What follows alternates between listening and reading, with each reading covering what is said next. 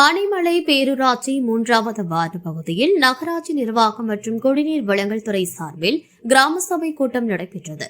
நகராட்சி மற்றும் பேரூராட்சி பகுதிகளில் மக்கள் குறைகளை நிவர்த்தி செய்யும் வகையில் சிறப்பு கிராம சபை கூட்டங்கள் நடத்த தமிழக அரசு உத்தரவு பிறப்பித்திருந்தனர்.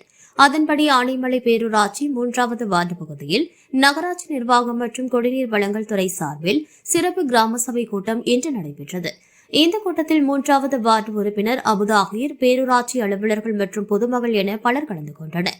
இந்த கூட்டத்தில் பகுதி நேர ரேஷன் கடை மற்றும் அங்கன்வாடி மையங்கள் அமைக்க வேண்டும், 3வது வார்டு பகுதியில் போர்வெல் வசதி செய்யப்பட்டு 24 மணி நேரமும் உப்பு தண்ணீர் விநியோகம் செய்ய வேண்டும் உள்ளிட்ட கோரிக்கைகளை சிறப்பு கிராம சபை கூட்டத்தில் பொதுமக்கள் வலியுறுத்தினர். பின்னர் இந்த சிறப்பு கிராம சபை கூட்டத்தில் கலந்து கொண்ட வார்டு உறுப்பினர்கள் அபுதாகிர் மற்றும் பேரூராட்சி அதிகாரிகள் பொதுமக்களின் கோரிக்கைகளை நிறைவேற்ற நடவடிக்கை எடுக்கப்படும் என உறுதியளித்தனர்.